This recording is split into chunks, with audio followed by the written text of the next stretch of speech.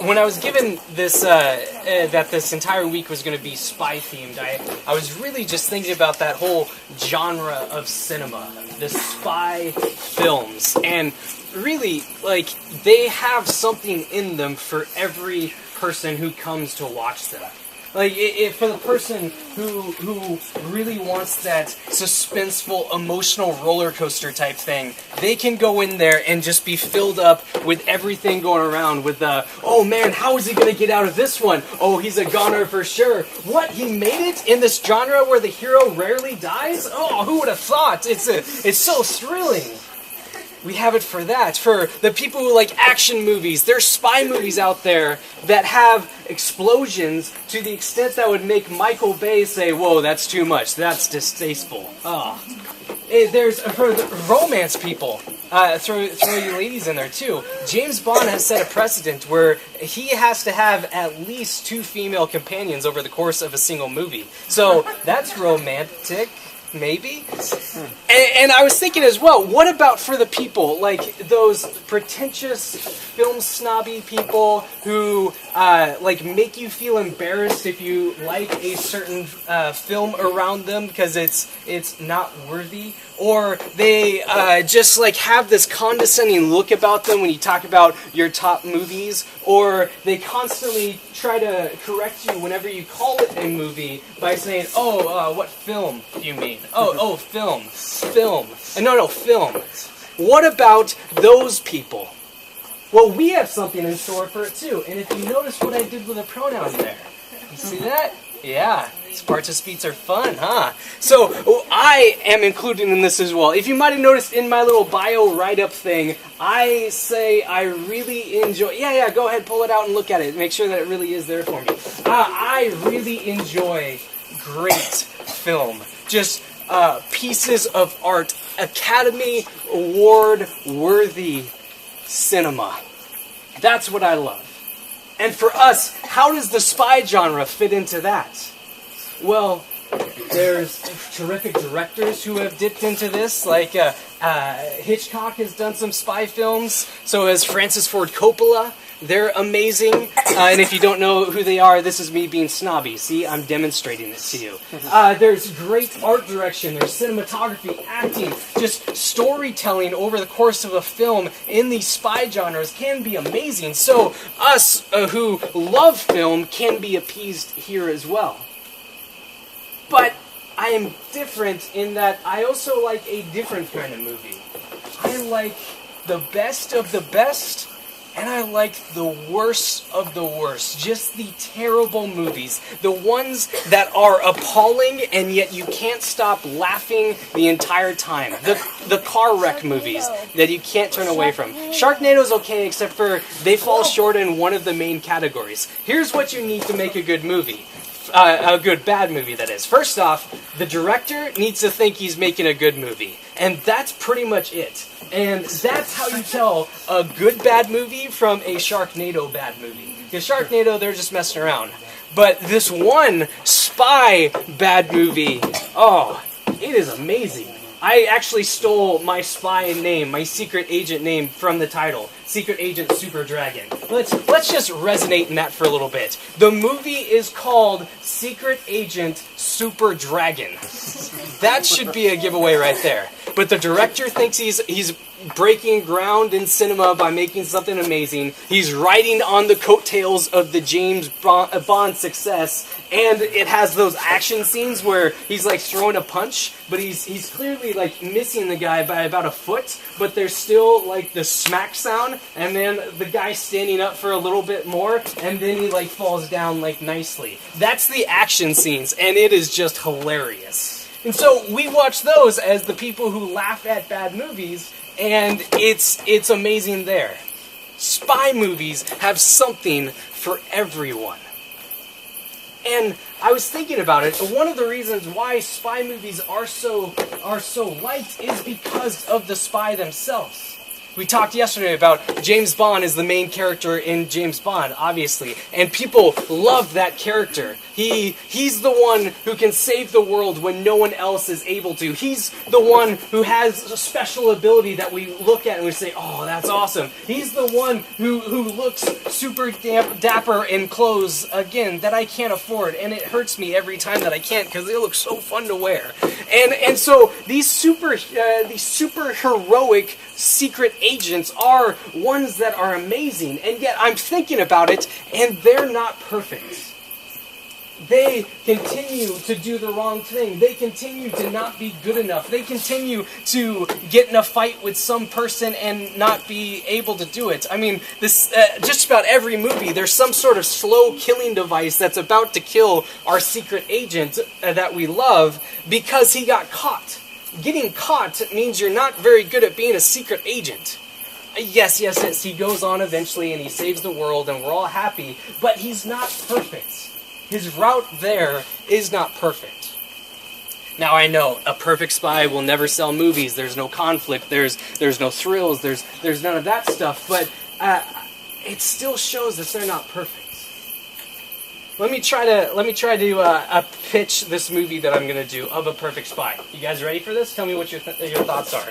So, Agent, let's say John Gunn. Does that sound like a good secret agent name? It fits in there. So Agent John Gunn is going up to infiltrate this weapons processing plant in whatever country America is having disputes with currently. It always brings that into the movies. So going into whatever country we're having disputes with at the time, and it's just showing this facility, and it just has guards all over it, and somehow you know that they're specially trained, and if they see Agent John Gunn, they're going to kill him on sight. But there's this secret path, and John Gunn doesn't even have to run into them at all, and he gets into the base safely. But then there's this high-tech vault that he needs to break into, and if he just punches in even the slightest thing, he actually solved it already. Oh, that was quick. And so he's inside of it, and he sees these plans to destroy the White House or the Hoover Dam or some sort of monument that you can easily recognize because those are always in spy movies. And so he rushes off to that place. And when he gets there, he finds the bomb easily and disarms it without problem. There weren't even guards around it for some reason. And then the camera starts to pan up to show how much time is left. You know how that always has to happen? There's a bomb, it's going to have a timer on it, and you have to see how much time is left. That's the rules. And it's going up and flashing for us all to see is 68 hours and 37 minutes remaining. The end. Was that good? No, it's boring. It's terrible. There's no conflict. There's nothing good in it. And yes, I get that we need to have those in movies, but we see that we can't have a perfect spy. It doesn't happen in the movies.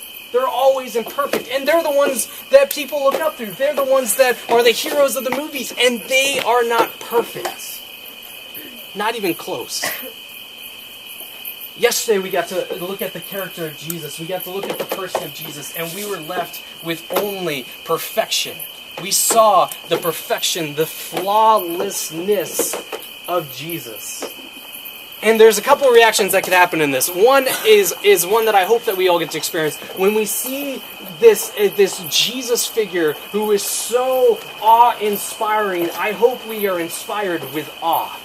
I hope we get a chance to recognize just how wonderful that makes Jesus, to be faultless, to be perfect when the rest of the world is not. I mean, if we can uphold characters who are flawed, if we can like spies who are imperfect constantly, imagine how much more we respond to actual perfection. But sometimes what happens, and probably all of us go through that, is we start to look at Jesus' perfection, and then we start to turn somewhat more inward, and we see our own shortcomings. That we are far off from that picture. That we are not that perfection that Jesus is, and we start to realize that that means that there's some separation there. That means that we are not on that same level. That means that we are different. And so this is going to flow into our passage today.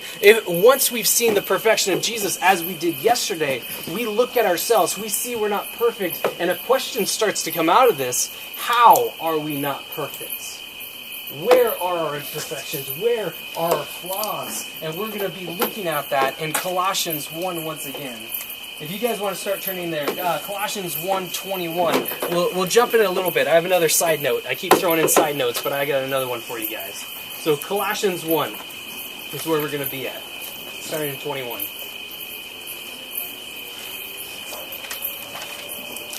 So as we're getting there, we're doing all that fun stuff, starting to feel like a familiar area of the Bible. We're looking good. Awesome. So quick side note. Was thinking about, first off, how we're not perfect with other people. In your notes there that you have, could you guys do me a quick favor? It says where we're not perfect. Just throw in an apostrophe on this one and the next one. And if you don't know where the apostrophe goes, don't worry about it. You wouldn't have noticed a problem if I didn't bring it up. So it's totally fine. So where we are not perfect, first off, with other people. We have 4 cycles that we kind of go through on this. I see 4 steps that we as humans all kind of fall part of in this. First off, this first step that we have is we all want something. Now, this isn't the bad part. This isn't anything wrong. Wanting something is a perfectly good thing. Like right now, my current status is in want of a burrito or a burger or pizza. One of those. I'm not picky. So I want one of those things, and that's totally fine. Now, the problem starts to become when I start losing my responsibilities in my quest for burger, burrito, or pizza, or I start making my entire life about trying to get as many burgers, burritos, or pizzas as possible. That's when I start to make wanting something a problem.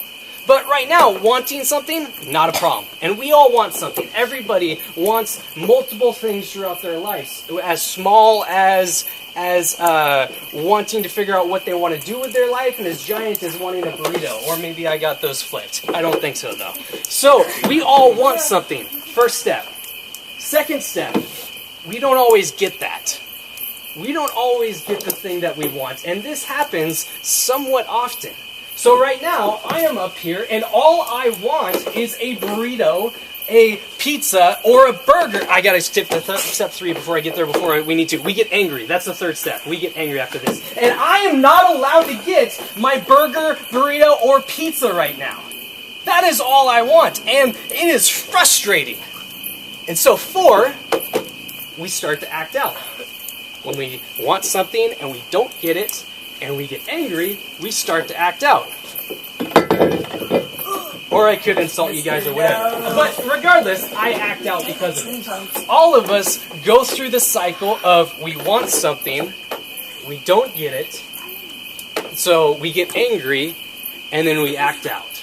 Let's run it through more, not as silly examples as me just wanting those food items. So let's think about this. There's someone that you know, someone in your grade, someone from school who gets to do things that you want to do.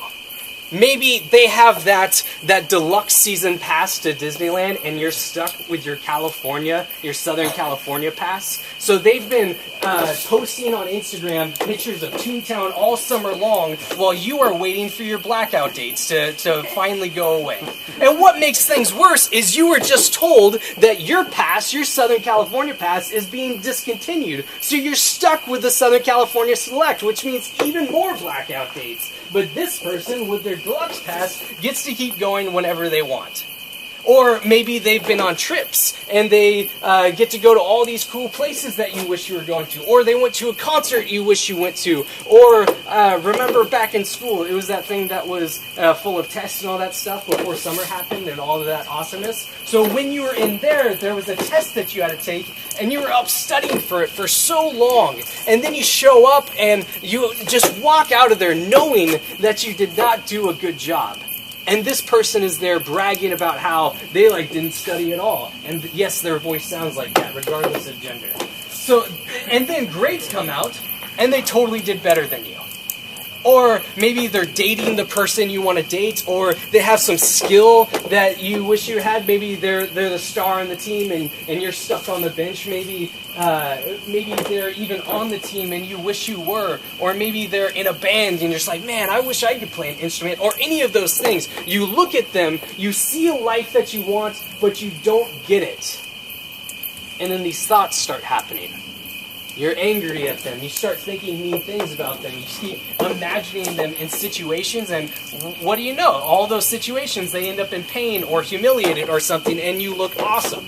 These things are going through your head until a moment comes when you finally have this boil over. Maybe it's not a big deal. Maybe it is a big deal, but you apologize for it. But something happens to where we can't contain this after a period of time. We want something, we don't get it, we get angry, and we act out. Maybe you wanted to do something, but your parents said no, so you go to your room, and you're just rolling over this anger in your mind, and then you just do something to hurt them, or you refuse to do something that you're supposed to be doing, or anything like that. You want something, you don't get it, you get angry, you act out. It's a cycle we go through all the time. And what I found to be interesting, and what I think Paul is talking about in this passage, is we have a similar pattern that we go through with God. These same steps are not just ones that we have interpersonally with other people, but it's the same patterns that we've been running through as humanity with the God who created us. And I think that's what he's getting at in verse 21, starting there. So let's look at verse 21 first. I know there's a couple more verses, but let's just focus there. It says this: "And you who were once alienated and hostile in mind, doing evil deeds." And I'm going to stop it right there, and that's uncomfortable. Because we see, "and you who were once," which means there's more things coming on. And we just read a bunch of bummer things right there, right? And so naturally, we see bummer things, we want to instantly go to the good things. And we know there's going to be a now or a but or something in there that gets to a better part. But I want to stick where we are right now. I want to focus on just these couple verses for a little bit tonight. And I promise we will eventually get to the unbummery parts. Hopefully. I don't know. I can't promise anything, actually. But we see a couple words that come out of this. Paul says that we were alienated. Now, let me thesaurus this for a little bit. Alienated. We were isolated. We were far off. We were estranged. We were separated. Separated. Separated from what? Well, the big thing is we were separated from God. We were separated from the very being who created us. We could not have even fathomed existing without God. We could not have even come into this earth to do any of the cool things we like, any of our hobbies, to receive love, which we need, to give love, which we need. None of this is possible if not for God, who created every single one of us, and we got to focus on that yesterday. But it's so much more than just God put us here, and He created us, and that's pretty cool. It is pretty cool, actually. But it's so much more than that, because He doesn't just create us, but He gives us every possible thing we could need. Now, this isn't a promise that we don't feel pain.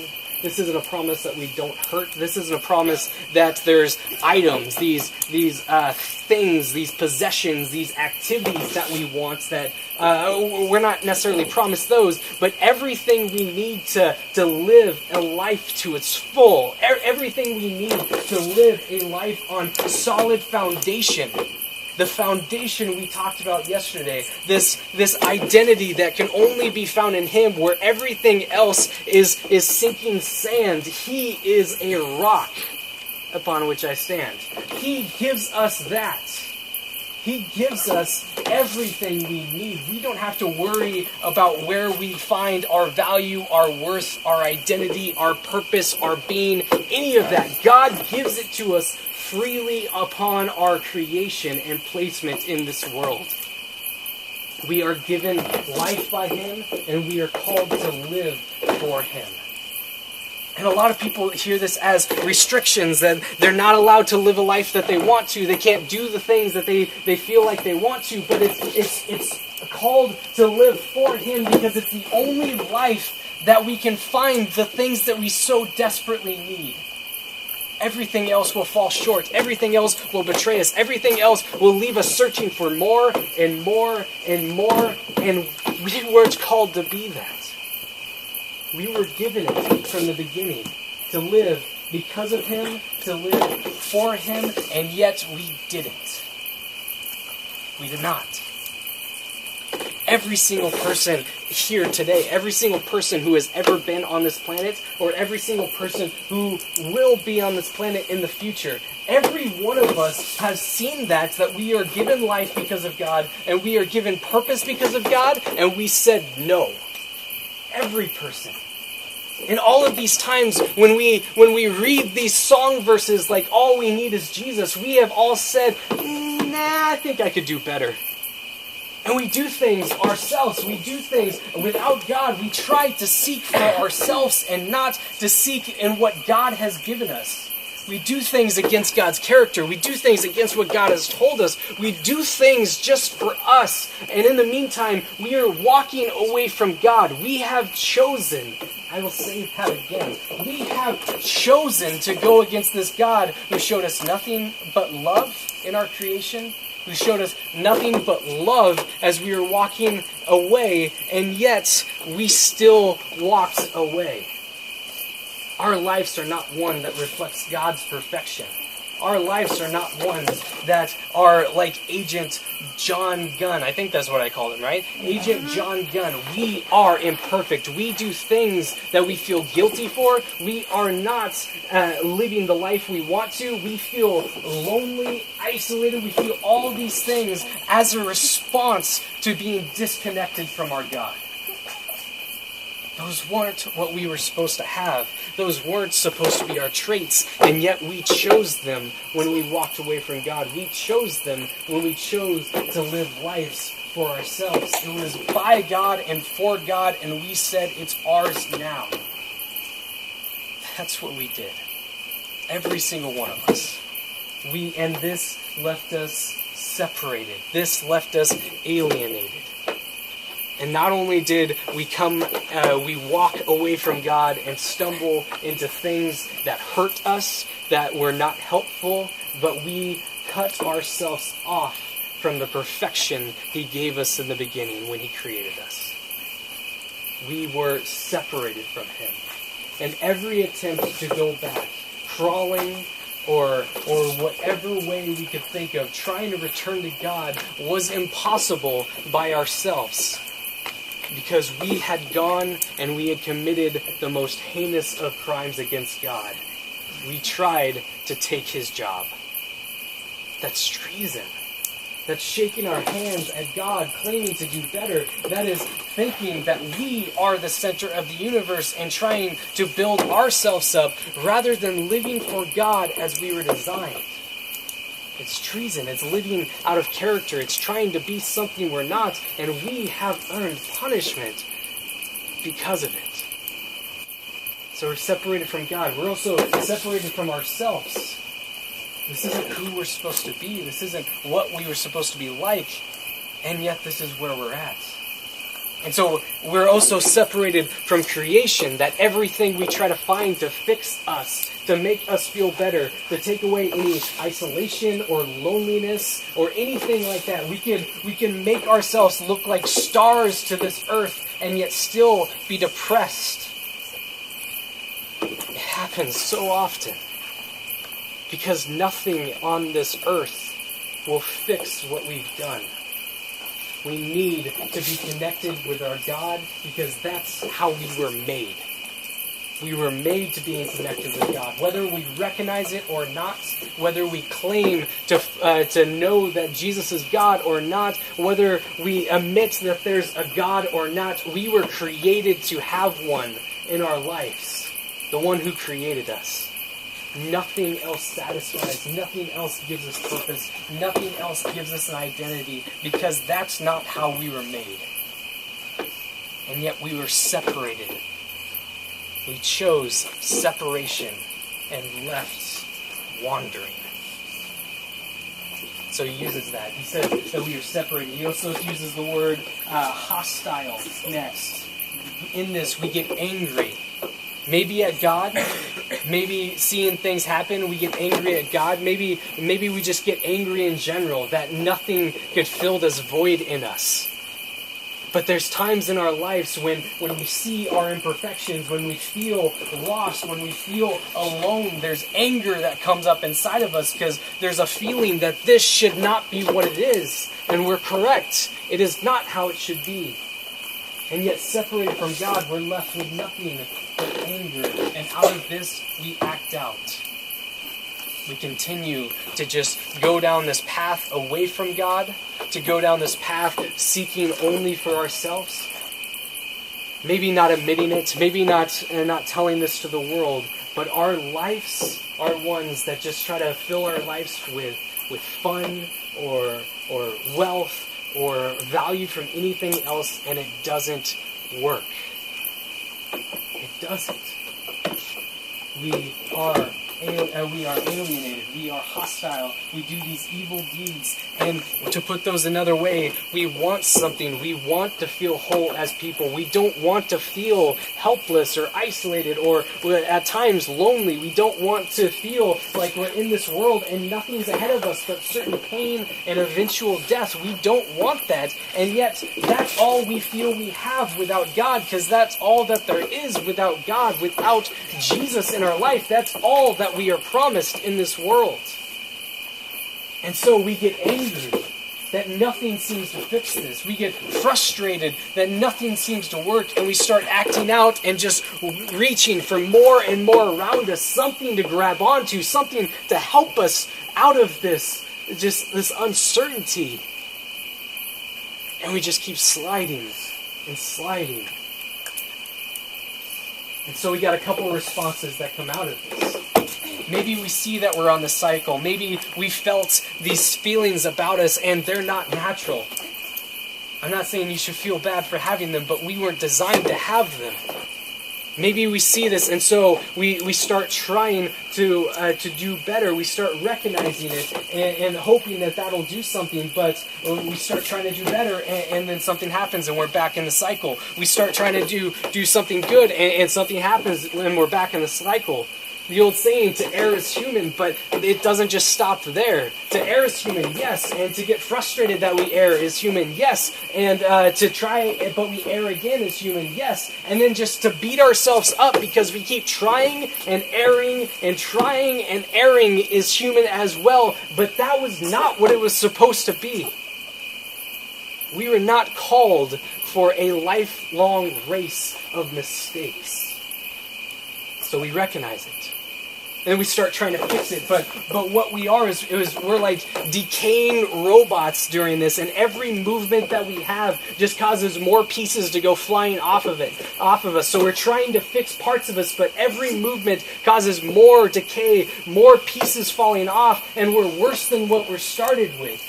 We can't do this on our own. We can't fix us on our own because we're broken. We're falling apart. We're lost. We're helpless. We have no ground to stand on. We are identityless because we couldn't find it elsewhere. We're feeling frustrated and hurt and broken, and indeed we are, and we can't do anything about it.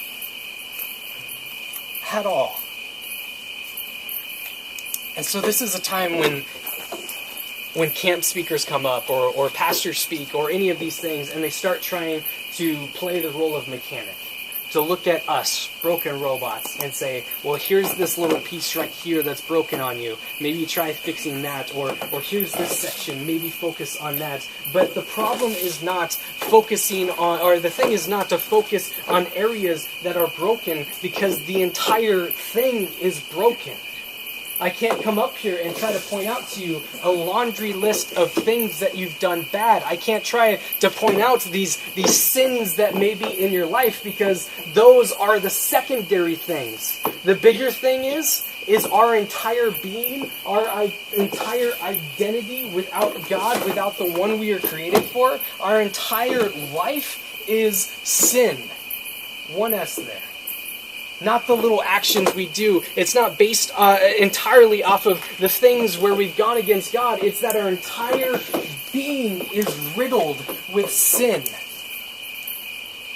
And so I can't come up here and try to give you pointers about how to do better because every part of you is broken. I can't come up here and try to give you help about how not to be as dirty because we are all dirt. I can't come up here and try to give you tips and practices and 5 or 3 special steps to walk away with because we have one condition and it is death.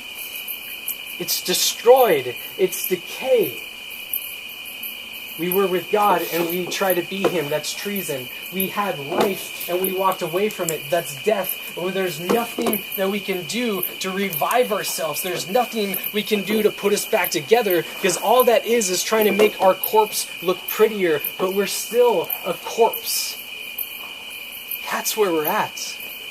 When we walk away from God, when we continue to live in imperfection, when we continue to just try to do things on our own, when we continue to live a life that's in opposition against Him, which every person has, that's what we have to live in. Death. We were separated. We got angry. We acted out.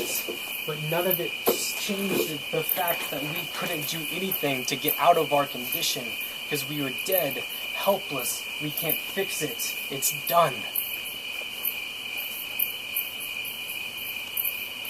At this point, I want to look at the rest of the verse because it's important. It is a once, but now. There are 2 more verses on it, and these need to be read together.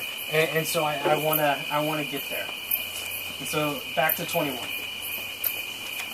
And you who were once alienated and hostile in mind, doing evil deeds, He has now reconciled in His body of flesh by His death. For what? In order to present you holy and blameless and above reproach before Him.